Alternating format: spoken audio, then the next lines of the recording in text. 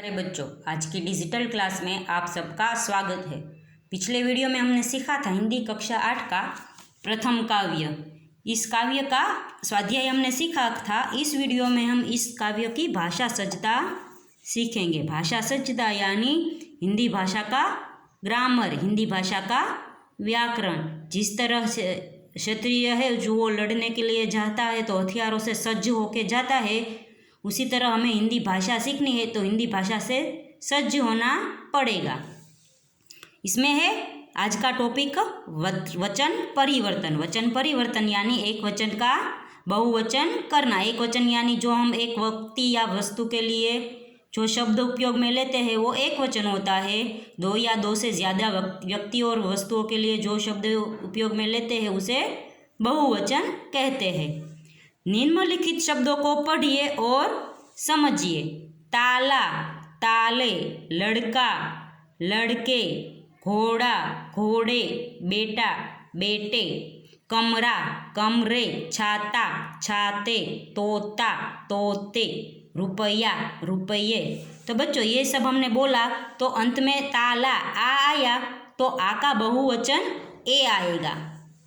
उपर्युक्त शब्दों को पढ़ने से पता चलता है कि आकारांत पुल्लिंग शब्दों का बहुवचन बनाने के लिए शब्दों के अंतिम आ को ए कर दिया जाता है। तो बच्चों ये शब्द है वो पुल्लिंग शब्द है। पुल्लिंग यानी हम पुरुष के लिए उपयोग में लेते हैं, इसलिए इन्हें पुल्लिंग कहते हैं। और आकारांत अंत में है वो आ उच्चारण होता है, उसे आकारांत कहते हैं। तो आ उच्चारण वाले जो पुल्लिंग शब्द होते हैं उसके बहुवचन बनाए तो अंत में ए आ जाता है। ये एक व्याकरण का नियम है। दूसरा नियम है रात, राते, बहन, बहने, किताब, किताबें, भैंस, भैंसे, दीवार, दीवारें, आँख, आँखें, सड़क, सड़कें, बात, बातें। तो बच्चों इन शब्दों को पढ़ने से पता चलता है कि अकारांत स्त्रीलिंग शब्दों का बहुवचन करने के लिए शब्दों के अंत में ए जोड़ दिया जाता है। तो बच्चों स्त्रीलिंग यानी ये सब है वो हम है वो स्त्रीलिंग शब्द लिए हैं। स्त्रीलिंग शब्द यानी जो स्त्रियों के लिए प्रयोग में आते हैं। जैसे पुल्लिंग है वो पुरुषवाचक शब्द है और स्त्रीलिंग है वो स्त्रीवाचक शब्द है। तो स्त्रीवाचक शब्द है उसमें अंत में जो अकारांत होगा, मतलब कि जिसके शब्द में अंत में अ आएगा तो उसका पुल्लिंग ए होगा। फिर तीसरा नियम है लता, लताए, कन्या, कन्याए, बाला, बालाए, महिला, महिलाए, सेवा, सेवाए, बालिका, बालिकाए, भाषा, भाषाए, पाठशाला तो पाठशालाए। यहाँ हम देख सकते हैं कि आकारांत स्त्रीलिंग शब्दों का बहुवचन बनाने के लिए भी शब्दों के अंत में ए जोड़ दिया जाता है। तो बच्चों जैसे अकारांत स्त्रीलिंग में हमने ए जोड़ा, उसी तरह आकारांत स्त्रीलिंग होगा उसमें भी हम बहुवचन बनाने के लिए उसमें ए जोड़ेंगे।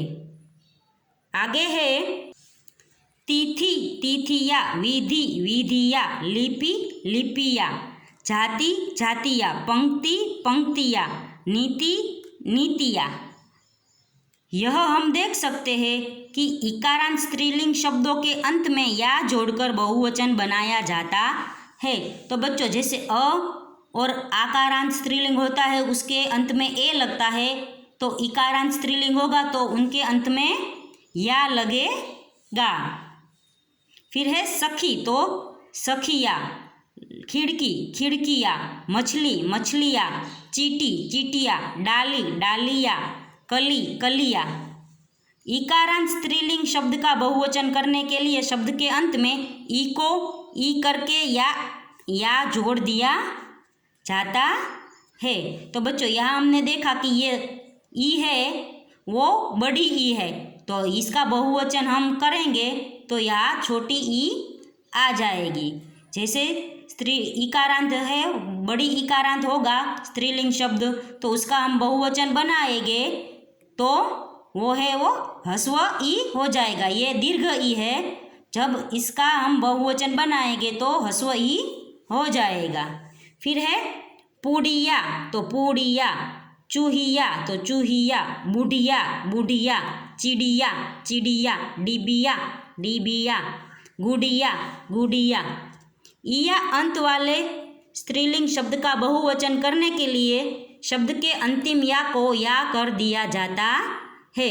तो बच्चों इसमें हमने देखा कि ये इया वाला है, जैसे पूड़ी इया, जो अंत में इया आया ऐसे कोई शब्द होंगे तो उसके पुल्लिंग वही होंगे, पर ये या होगा वो चंद्र बिंदी वाला या आ जाएगा। फिर है उकारांत शब्द। वस्तु तो वस्तुएं, धेनु धेनुए, ऋतु ऋतुए। उकारांत स्त्रीलिंग शब्दों के अंत में ए जोड़ने से बहुवचन बनता है। तो बच्चों ये ऊ है, छोटा ऊ है, उसका बहुवचन बनाने के लिए हमें उसके आगे ए जोड़ना पड़ता है। फिर है उकारांत शब्द। तो वधुए, जू तो जुए। ऐसे ही बड़े उकारांत वाले એટલે दीर्घ ऊ वाले शब्द के आगे भी हम है वो ए लगाएंगे। फिर आगे है औकारांत शब्द। औ यानी अंत में औ आएगा, जैसे गौ तो गौवे। औकारांत स्त्रीलिंग शब्दों के अंत में ए लगाकर के बहुवचन बनाया जाता है। फिर है प्रजा तो प्रजाजन, पाठक तो पाठकगण, लेखक तो लेखक वृंद, मजदूर तो मजदूर वर्ग, गुरु तो गुरुजन, श्रोता तो श्रोतागण, अध्यापक तो अध्यापक वृंद, शिक्षक तो शिक्षक वर्ग, छात्र तो छात्रक गण और कवि तो कवि गण। तो बच्चों यहाँ पर है एक वर्ग, दल या समूह का बोध कराने के लिए कुछ एक वचन शब्दों के अंत में गण, वर्ग, वृंद, जन जैसे शब्द जोड़ दिए जाते हैं।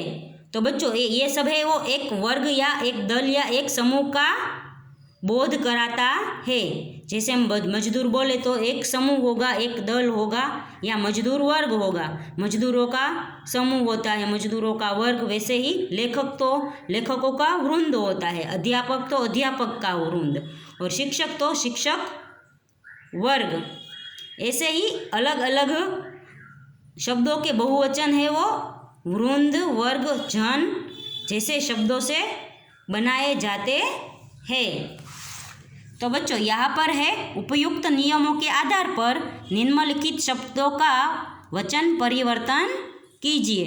तो पहला है नदी तो नदिया, फिर किताब तो किताबें, फिर आगे है दरवाज़ा तो दरवाजे है तो दरवाज़ा, कला तो कलाए, कौवा तो कौवे, धातुए तो धातु, सड़के तो सड़क, कुत्ता तो कुत्ते। तो बच्चों इस वीडियो में हमने है वो वचन परिवर्तन सीखा। अगले वीडियो में हम है वो उपसर्ग सीखेंगे। तब तक के लिए गुड बाय, टेक केयर।